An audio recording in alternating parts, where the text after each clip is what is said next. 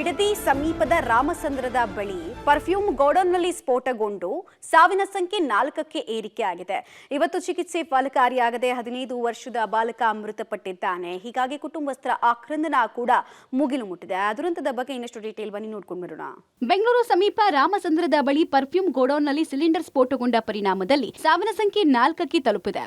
Victoria ಆಸ್ಪತ್ರೆಯ burning ವಾರ್ಡ್ನಲ್ಲಿ ಚಿಕಿತ್ಸೆ ಪಡಿತಾ ಇದ್ದ 15 ವರ್ಷದ ಬಾಲಕ ಸಾಜಿದ್ ಚಿಕಿತ್ಸೆ ಫಲಕಾರಿಯಾಗದೆ ಇಂದು ಕೊನೆಯುಸಿರೆಳೆದಿದ್ದಾನೆ. ಕುಟುಂಬಸ್ಥರ ಆಕ್ರಂದನ ಮುಗಿಲು ಮುಟ್ಟಿದ್ದು ಮೃತ ಬಾಲಕನ ಇನ್ನೂ 3 ಸಂಬಂಧಿಕರ ಸ್ಥಿತಿ ಚಿಂತಾಜನಕವಾಗಿದ್ದು ಚಿಕಿತ್ಸೆ ಮುಂದುವರೆದಿದೆ. ನಾನು ನನ್ನೇ ನೋಡಿ ಬಂದಿರೋದು, ನನಗೆ ಟೀ ಮಾಡಿಕೊಡುವಕ್ಕ ಅಂತ ಹೇಳ್ತಾಳೆ.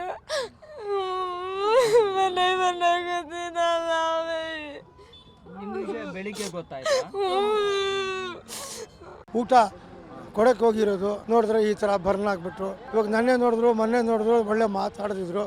ಬೆಳಿಗ್ಗೆ ನೋಡಿದ್ರೆ ಈ ಥರ ಸ್ಪ್ರೇ ಬಾಟ್ಲಿ ತಂದು ಯಾವನು ಹಾಕಿರೋದಂತೆ. 11 ಜನ ಇದ್ರು, ಒಬ್ಬ ಡ್ರೈವರ್ ಇತ್ತು. ಆ ಡ್ರೈವರ್ ಬಾಡಿಗೆ ಹಾಕೋಕ್ಕೆ ಬಂದಿರೋದು ಅವನೇ ಬರ್ನ್ ಆಗಿ ಇನ್ನೂ ಸ್ವಲ್ಪ ಸೀರಿಯಸ್ ಅನ್ಗ್ಯಾರಂಟಿ ಇದೆ ಸರ್, ಗ್ಯಾರಂಟಿ ಇಲ್ಲ. ಅದಕ್ಕೇ ಇನ್ನು ಅಫೋಗೇನೇ ಗ್ಯಾರಂಟಿ ಇಲ್ಲ, ಆ ಥರ ಆಗಿದ್ದಾರೆ. ಸಾಜಿದ್ ಅಂದು ತನ್ನ ಮಾವ ಅರ್ಫೋಜ್ಗೆ ಊಟ ಕೊಟ್ಟು ಬರೋದಕ್ಕೆ ಹೋಗಿದ್ದ. ಈ ವೇಳೆ ತನ್ನ ಜೊತೆ ರಿಯಾನ್ ಅನ್ನೋ ಸಂಬಂಧಿ ಬಾಲಕನೂ ಇದ್ದ. ಸಾಜಿದ್, ರಿಯಾನ್ ಹಾಗೂ ಅರ್ಫೋಜ್ ಇಫ್ರಾನ್ನ ಒಂದೇ ಕುಟುಂಬದವರು.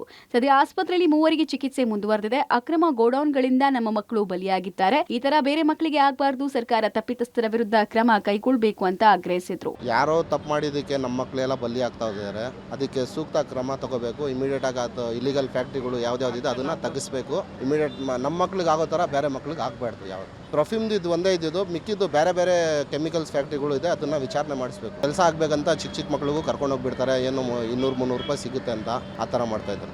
ಉಪಯೋಗಿಸಿ ಬಿಸಾಡಿದ ಬಾಟ್ಲಿಗಳಿಗೆ ಸುಗಂಧ ದ್ರವ್ಯವನ್ನ ರೀಫಿಲಿಂಗ್ ಮಾಡುವ ಘಟಕವನ್ನ ವಸತಿ ಬಡಾವಣೆಯಲ್ಲಿ ಅಕ್ರಮವಾಗಿ ನಡೆಸಲಾಗ್ತಾ ಇತ್ತು.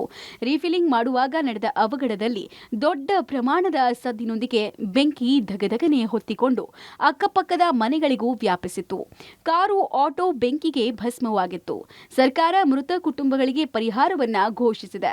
ಮುಂದೆ ಇಂತಹ ಅವಘಡಗಳು ಆಗದಂತೆ ಎಚ್ಚರ ವಹಿಸಬೇಕಾಗಿದೆ. Prakash, Public TV, Bengaluru.